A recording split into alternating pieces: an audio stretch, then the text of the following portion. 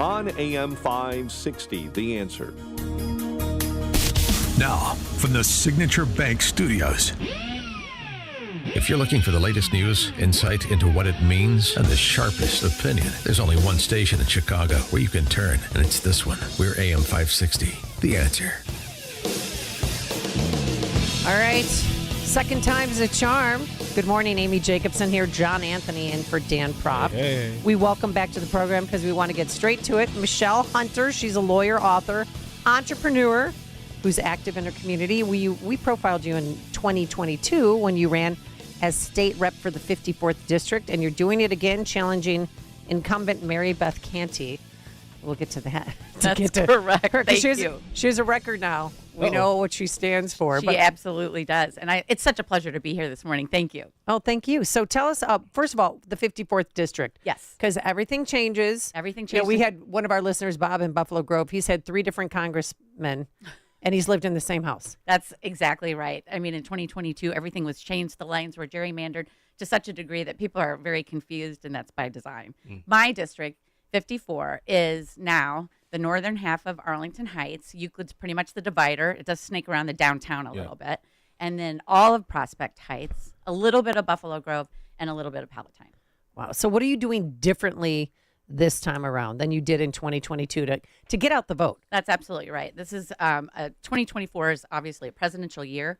That helps right there just to get people to the polls. But our strategy this time around is not just swing voters and persuadables. We are absolutely getting out the vote for Republicans. Had Republicans voted in 2022, I would have won. Wow. It's that different. We are absolutely strategizing to knock those doors as well because Republicans need to show up to the polls. This is a epic election. It's critical. We need to take back the district. And now this is former Representative Tom Morrison's seat, right? It is. He occupied it. Now, and that was one of the most Republican seats.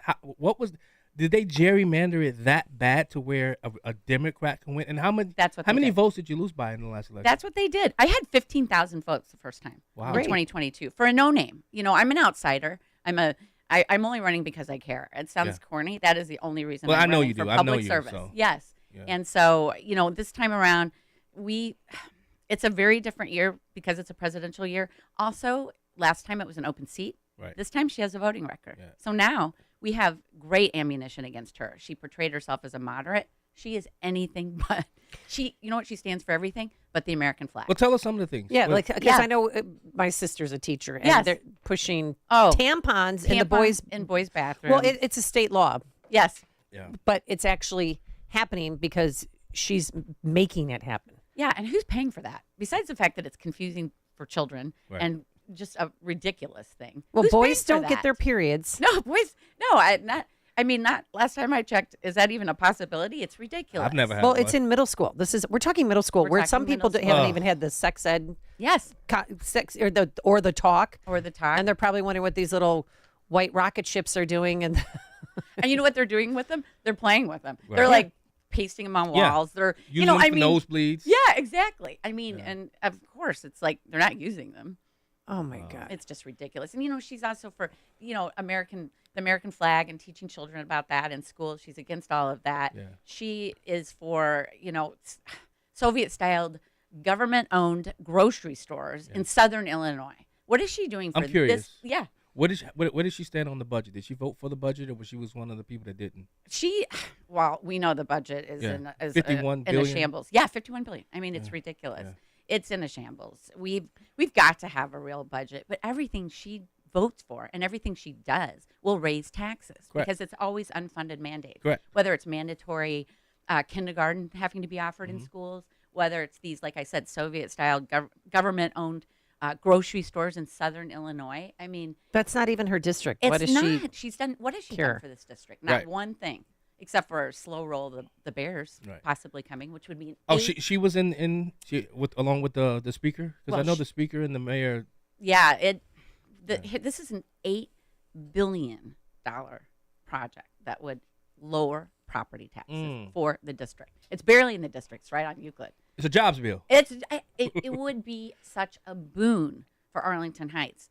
Does she care about that? No. Like I said, she cares about these, grocery stores in southern Illinois. She cares about tampons in boys' bathrooms. She cares about kneeling for the flag. I mean, explain that a little bit more. well, if you go to my website, www.hunterforillinois.com. Guess what? We don't have to say W's anymore. You're so right. You know what? It's early in the She morning. got on me before. I just triple W. No. She yelled at me before. So. You're so right about that. Anyway, if you go to my website, hunterforillinois.com. Thank you. See, I learn fast. There is a video on there, and she's kneeling for the national anthem. Wow. With the Where Black was Lives she? Fist. It was a basketball game. With a fist up in the air? Yeah, across. Okay. Help me understand where in your district that was possible. How is that representative of Right. the district at all? And again, How's that representative of an American? of an American who They're appreciates this country and No. who loves this country? No, she's a suburban squad member. I'm sorry, and Don't be sorry. Well, this is She's a suburban squad member. She is a suburban squad member. That's good. That's what she is. And she portrayed herself when it was 2022 in an open seat because she could do that as a moderate. As middle. Yeah. She is progressive, radical. Anything that California or New York is doing, she votes for. She is Pritzker's puppet. Whatever he wants, Right. she and the squad support. Now we know what she's done, what she's voted for. What do you stand for? Who is Michele Hunter, and why should the people of the 54th vote for Michele Hunter over the incumbent? Well, first of all, I am for repealing the Safety Act and backing the blue. We need public safety. Arlington Heights has uptick of crime, and that we're seeing that in many suburbs. Yeah. And with this migrant crisis, it's just exploding even more. Well, because they're in the suburbs too. They're in the suburbs. Because I'm out here because I have family out here, obviously, but they're not only panhandling; they're panhandling everywhere. Everywhere. With the I'm a refugee, and then they're holding their babies. Oh, I know. Oh, I can't stand that. And then I got spat on by one. Oh, that's right. The toddlers in the median with the refugee sign. I don't know if they're Eastern European traveling groups. That's what we used to call gypsies. We just don't know. It's not a border issue anymore. It's a state issue. Any sanctuary state Yeah. is at risk. Yeah. I mean, we are definitely suffering that. And the other things I'm for are obviously parental rights. I wrote a children's book. I'm for sexually, not inappropriate materials for children. Right. I'm for a real budget. I promise if I win, when I win, every bill I propose will get rid of two other ones. I'm for less government. I come from a business background. I am pro-business. I want to attract businesses here instead of seeing them flee. And we are not a competitive state when it comes to anything. And again, with the Bears and any other, business, Boeing, whoever leaves, it's like we need to attract business here. We're the hub of the country. Yeah, we have natural resources. I'll here. tell you this: prepare to be heartbroken because going down to Springfield trying to reform it, change it. It's one of the hardest. John Anthony, in case you don't know, you he's did. Oh, yes. It's one of the hardest things to do, especially when there are 74 Democrats. Yeah. And 40 something or whatever the number is, and then 40 something Democrats in the Senate and 19 Republicans in the Senate. Yep. It's hard to push through, but what I'll tell you, one of the things that you might want to do, go down there, watch and learn. Yeah. Watch and learn. Absolutely. And when it's time for you to make yourself known, do it and do it with a vengeance, and don't hold back. That's good advice. Because truthfully, nothing's going to change until we get out of the super minority. And the only way we get out of the super minority is for you voters that are listening is to go out and vote for people like Michele Hunter and send her to Springfield. Yes. Because guess what?